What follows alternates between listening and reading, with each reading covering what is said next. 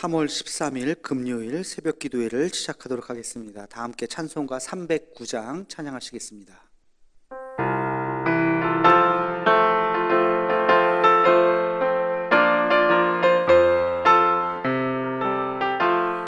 목마른 내 영혼 주가 이미 허락한 그 귀한 영생수 주여 갈망합니다. 그 약속 따라서 힘써 간구하오니 오 주여 내 기도 어서 들어주소서.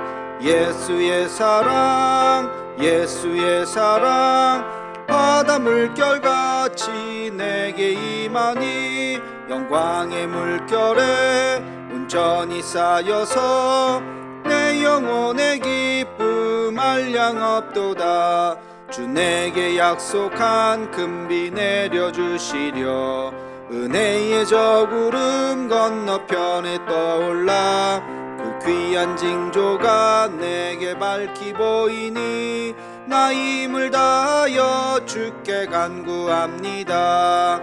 예수의 사랑 예수의 사랑 바다 물결같이 내게 임하니 영광의 물결에 온전히 쌓여서 내 영혼의 기쁨 한량 없도다.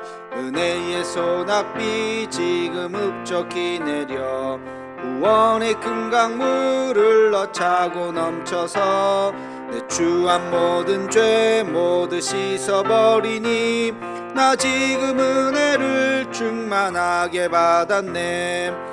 예수의 사랑 예수의 사랑 바다 물결같이 내게 임하니 영광의 물결에 온전히 쌓여서 내 영혼의 기쁨 한량 없도다. 그 차고 넘치는 주의 은혜의 물결 힘차게 밀려와 내게 만족합니다. 오 할렐루야로 주를 찬송하오니 내 맘의 기쁨이 항상 충만함이라. 예수의 사랑 예수의 사랑 바다 물결같이 내게 임하니 영광의 물결에 온전히 쌓여서 내 영혼의 기쁨 한량 없도다. 아멘. 공동 기도문 함께 낭독하겠습니다. 여호와 라파 치료의 하나님, 이 시간 전 세계로 퍼진 코로나 바이러스를 잠재워 주옵시고 어려움을 당한 환자들과 그들을 치료하는 의료진들에게 은혜를 더하여 주옵소서. 이 일로 인해서 더욱 주를 의지하는 우리가 되게 하옵시고 우리의 신앙을 돌아보아 주 앞에 더 겸손해지고 더 낮아지는 마음을 주옵시며 인간의 욕망과 교만함을 회개하고 주를 바라보는 우리가 되게 하옵소서. 이 나라를 긍휼히 여기사 더 이상 바이러스가 확산되지 않고 속히 치료제가 개발되게 하옵소서. 이 일을 지휘하는 각 나라의 지도자들에게 요셉과 같은 지혜를 허락하사 더 이상 전 세계로 확대되지 않고 진정되는 은혜가 있게 하옵소서. 이 일로 인해서 근심과 염려와 아픔을 당한 가정을 기억하옵시고 하늘의 위로로 함께 하옵소서. 예수님의 이름으로 기도하옵나이다. 아멘. 하루를 시작하는 기도를 하겠습니다.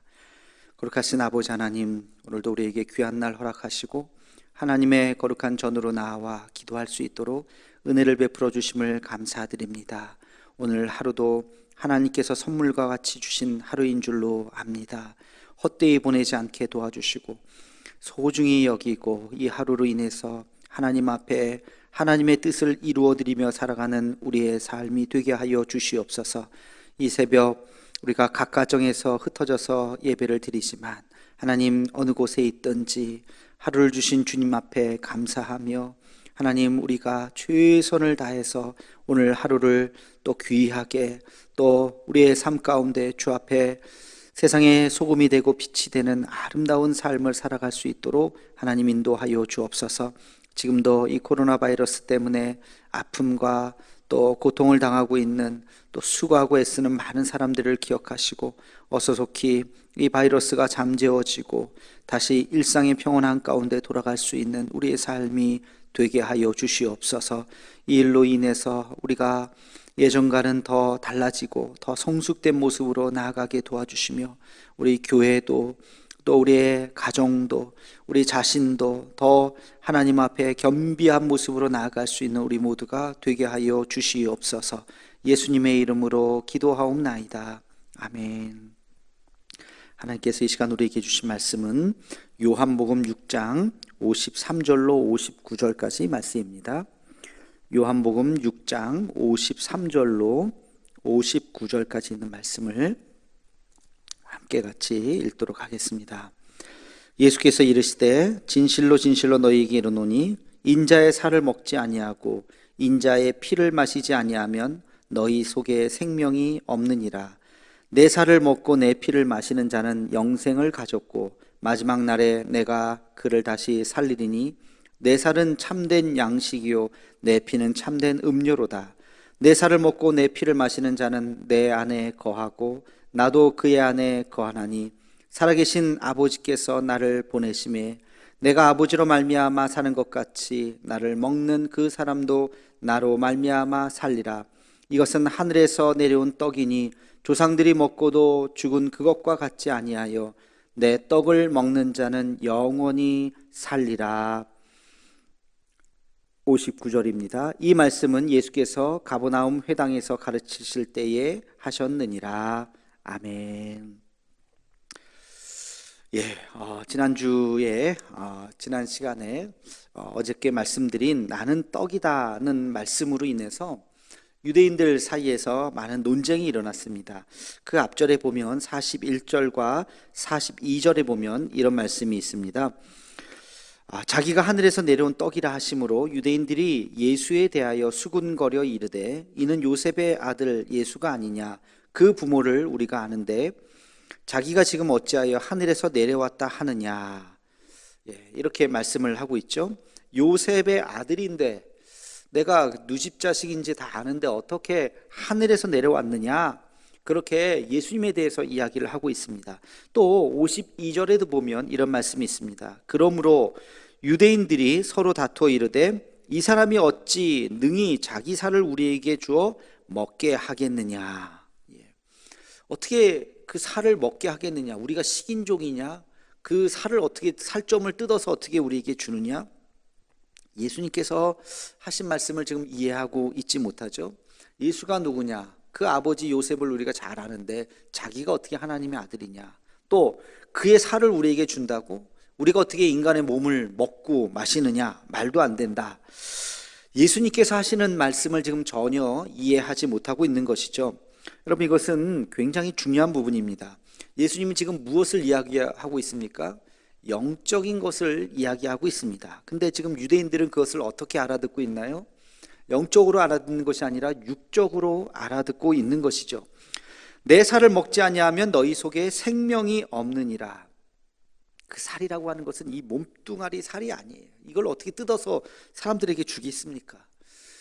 이 살이라고 하는 것은 예수 그리스도의 몸이라고 하는 것은 바로 말씀을 의미합니다. 말씀. 근데 유대인들은 지금 그것을 이 육신의 살로 이해하고 있다는 것이죠. 여러분, 성경의 말씀은 영적으로 이해해야 됩니다. 그래야 이것이 무슨 의미인지를 분명히 깨달아 알 수 있는 것이 되죠. 그래서 하나님의 말씀을 하나님의 눈높이, 성령의 눈높이로 맞추지 않으면 그것이 도저히 무슨 말씀인지 이해할 수가 없다는 것입니다. 성경을 이해할 때 내가 이해하지 못한다고 해서 성경 말씀이 잘못된 것이 아닙니다. 내가 아직 영안이 떠지지 않은 것, 내가 아직 영적으로 잘 깊이 있게 말씀을 깨닫지 못하는 거예요. 그러나 우리가 성령이 충만해서 말씀을 읽으면 이것이 무슨 말씀인지 깨달아진다는 것입니다. 이게 그냥 글씨가 아니라 그냥 단순한 사건의 기록이 아니라 이 사건에 담겨져 있는 영적인 의미가 무엇인지를 알게 된다는 것입니다. 그래서 우리가 성경을 읽을 때 내 머리로 내 세상 지식으로 읽는 것이 아니라 우리의 영을 다해서 성령께서 말씀 가운데 깨달음을 주시기를 우리가 기도하면서 이 말씀을 읽어야 된다는 것이죠.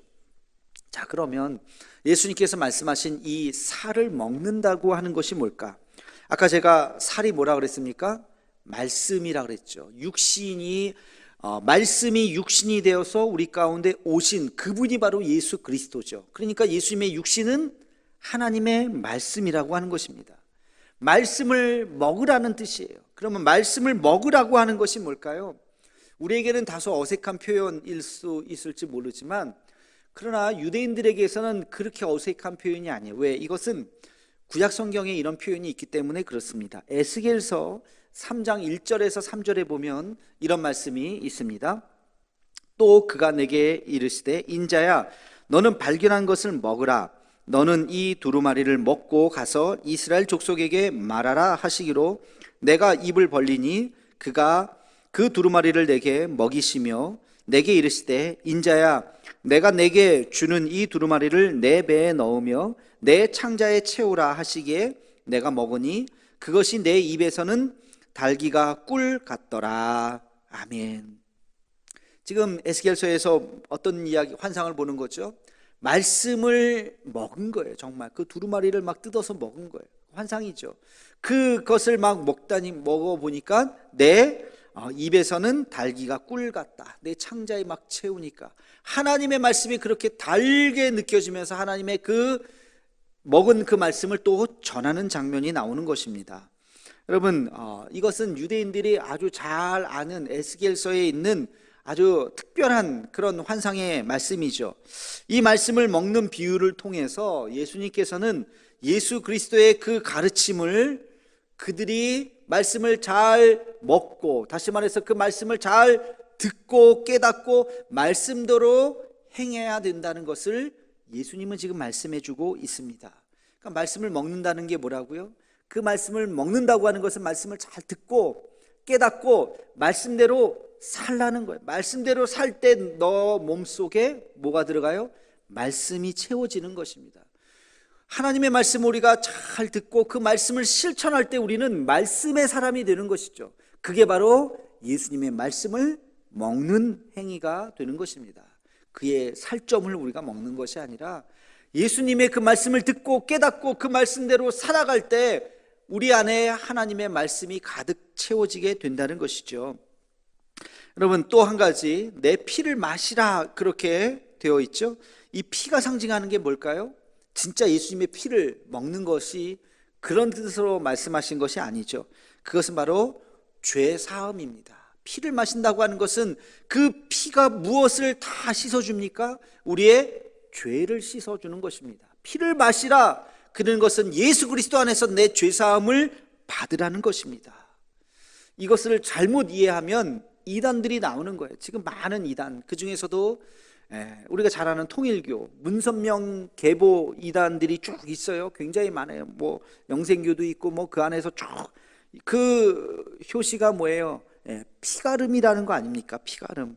이것은 바로 그 죄를 사해 주기 위해서 피를 받는, 예수님의 피를 마신다고 하는 것에 대한 오해가 일부러 그랬는지 성경을 잘못 오해를 한 건지 그 죄사함이 피가름을 통해서, 다시 말해서 성적인 것을 통해서 그들이 다시 새로워져야 된다고 하는 그런 이단들이 지금도 있어요. 지금도. 여러분, 이것은 성경을 너무나도 잘못 이해하는 것이죠. 예수님의 보혈을 받는다고 하는 것은 어떤 육신의 어떤 우리가 무슨 행위로가 아니라 믿음으로 받는 것입니다. 예수님의 십자가의 보혈이 내 죄를 사해 줬다고 하는 것은 믿음으로 우리가 아멘하고 받아들일 때 우리의 모든 원죄라든지 우리의 모든 죄가 사해지게 되는 것입니다. 믿음을 넘어서서 이야기하는 모든 것들은 다 이단이에요. 이단. 여러분들, 그런데 귀를 기울여서는 안 되는 것입니다. 오늘 말씀, 예수님의 살과 피를 먹는다고 하는 것이 무엇인지 올바로 깨닫고 이것이 그리스도 복음의 매우 중요한 중심이라고 하는 것을 잊지 말고 그리스도의 주님의 그 말씀 가운데, 그리고 죄사함의 그 보혈을 의지하며 살아가는 우리 모두가 되기를 주의 이름으로 축원합니다. 기도하겠습니다. 거룩하신 아버지 하나님, 오늘 주의 말씀 가운데 내 살을 먹고 내 피를 마시는 자는 영생을 가졌다 말씀하셨습니다. 우리도 하나님의 말씀 앞에서 다시 거듭나게 도와주시고, 그리고 주님의 보혈의 피로 우리의 영혼이 씻음받고 온전히 죄사함을 받고 새로워질 수 있는 구원의 삶을 살게 하여 주옵소서. 예수님의 이름으로 기도하옵나이다. 아멘. 우리 함께 같이 한 목소리로 기도하겠습니다. 나라 민족을 위해서, 북한과 통일을 위해서, 우리 세계 흩어진 선교사님과 우리 태국의 이구찬 선교사님을 위해서 코로나19가 잠재워지고 어서 속히 치료제가 개발되고, 그리고 이 문제가 우리나라뿐만이 아니라 온 세계에 이 바이러스를 빨리 극복할 수 있게 해달라고 우리 한마음을 다해서 기도해 주시고, 또 음악이 계속 나가는 동안 1339 기도 제목을 보시면서 함께 같이 기도하겠습니다. 다 함께 기도하시겠습니다.